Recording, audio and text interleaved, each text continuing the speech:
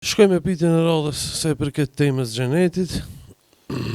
A do të rrim me pejgamberin sallallahu alaihi wasallam në xhenet?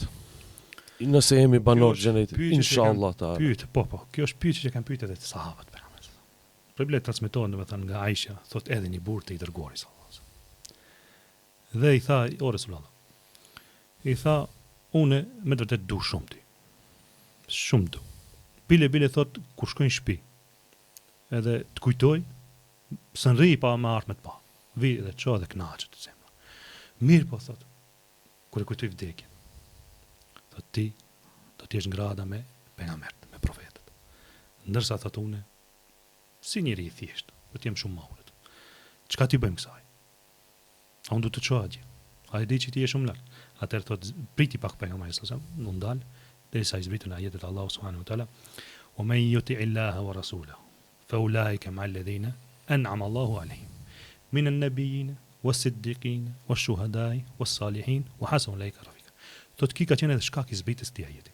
Pra është ndal pejgamberi sallallahu alajhi wasallam derisa ka ardhur Xhibrili. Edhe ka bëu me dije se ata të cilët i binden Allahut dhe të dërguarit të tij çka? Alhamdulillah. Irhamukallah. Ata të cilët i binden Allahut dhe të dërguarit të tij. Me ka do jenë ta?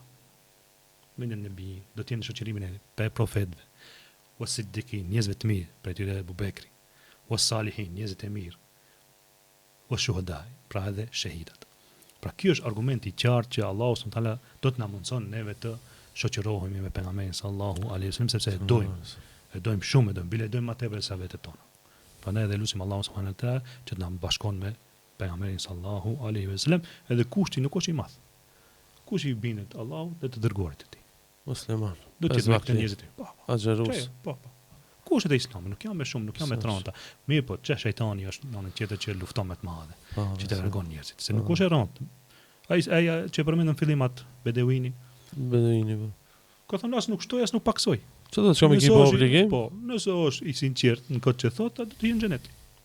Domethënë argument nga ana e pejgamberit vul. Bëni këto, do të jenë në xhenet. Para meno për shembull Allah na mëson të jemi banor xhenetit. Kur ti tregojmë Resulullah sallallahu alaihi wasallam se ne jena 5000 kilometra, 6000 larg vendlindjes, larg Mekës, jena shqiptar.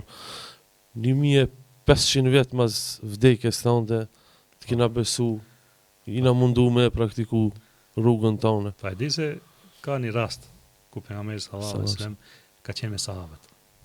Dhe ka thonë ka marrë malli për vllaznit e mi. Edhe ato ka thonë sahabët, ja Resulullah, si jena një vllaznin tu? Jo, ka thonë një shok të mi. Vllaznit e mi janë ata të cilët vinë pas meje, asëm kanë pa, asëm kanë dëgju, po besojnë në profecinë time. Pra Allahu pejgamberi sallallahu alaihi wasallam na ka thujt vëllezër. E kjo inshallah Allahu na mundson që të jemi për vëllezërit e pejgamberit sallallahu alaihi wasallam dhe na takoft në xhenet me të. Amin inshallah.